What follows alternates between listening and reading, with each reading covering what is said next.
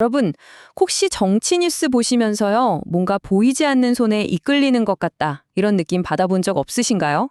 오늘 저희가 살펴볼 자료는 바로 그 손, 즉, 일부 언론이 사용하는 아주 은밀한 플레이북에 대한 이야기입니다. 자, 바로 본론으로 들어가 보죠. 언론이 거의 성역처럼 여기는 단어, 바로 화합입니다. 근데 말이죠, 이게 과연 민주주의에 항상 좋은 것일까요? 어쩌면 우리가 너무나 당연하게 받아들여 왔던 바로 이 생각부터 한번 의심해봐야 할지도 모릅니다. 소스 분석에 따르면요, 우리가 뉴스에서 보는 많은 이야기들은 그냥 우연히 만들어지는 게 아니라고 합니다. 여론을 특정 방향으로 이끌기 위해서 아주 정교하게 설계된 일종의 플레이북처럼 움직인다는 거죠. 그럼 그 플레이북의 첫 번째 전략부터 한번 들여다볼까요? 바로 갈등은 죄악이다라는 프레임입니다. 이 전략은 민주주의에 꼭 필요한 건강한 논쟁을 그냥 시끄럽고 의미 없는 싸움으로 만들어버리는 거예요. 이 슬라이드가 핵심을 딱 보여주네요. 보세요. 멀쩡한 정책 대립을 그냥 정쟁이라는 단어로 낙인 찍어버리죠. 싸우지 말고 화합하라라는 말로 모든 논쟁을 덮어버리려고 합니다. 소스 자료는 바로 이 프레임이 사실 민주주의의 엔진이라고 할 수 있는 견제와 균형의 원리를 멈추게 하려는 그런 숨은 의도가 있다고 지적해요. 자, 근데 이게 그냥 하는 소리가 아니에요. 이 전략 뒤에는 아주 흥미로운 과학적 개념이 숨어 있습니다.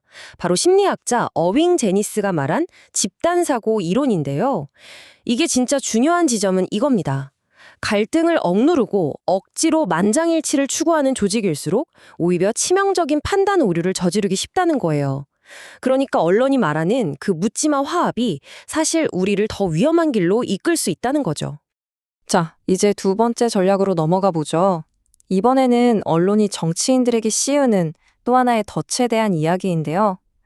바로 유연성을 배신으로 둔갑시키는 기술입니다. 언론은 딱 이렇게 말하죠. 한 입으로 두 말하면 안 된다. 슬라이드 왼쪽처럼 과거의 발언으로 족쇄를 채워버리는 거예요.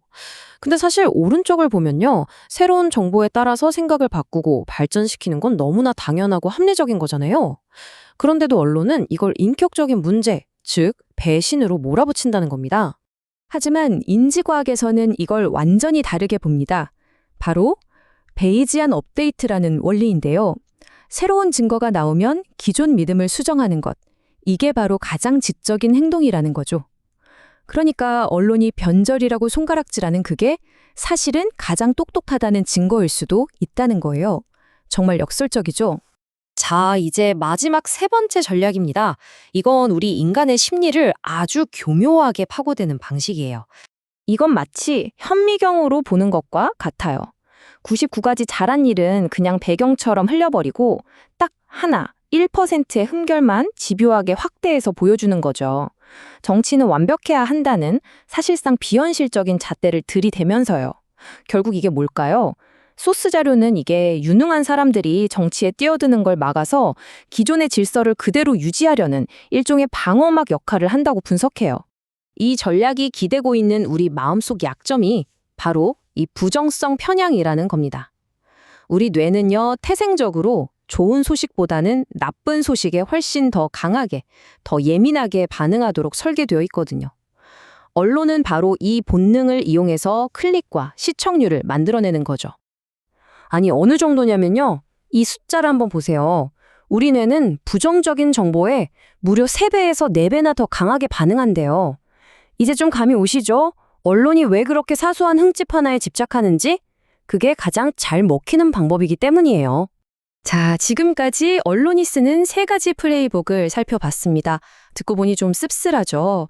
그럼 이제 가장 중요한 질문이 남았습니다. 그래서 우리는 뭘 해야 하는가?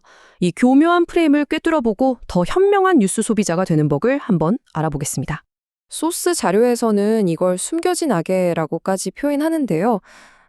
그 의도가 뭔지 따지는 것도 중요하겠지만 저는 그보다 우리가 뭘 할 수 있는지 그게 더 중요하다고 생각해요.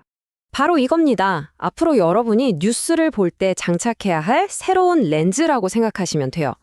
누군가 화합을 외칠 때 한번 의심해보는 거죠. 혹시 중요한 토론을 덮으려는 건 아닐까?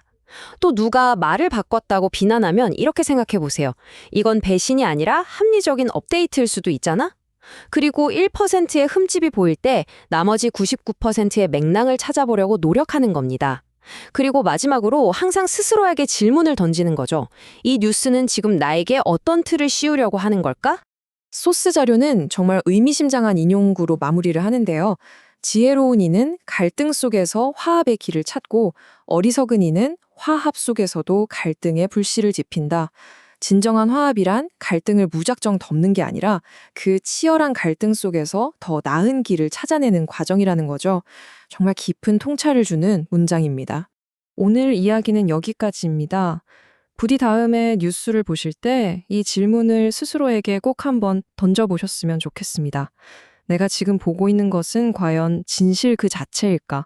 아니면 누군가 아주 잘 만들어 놓은 프레임일까?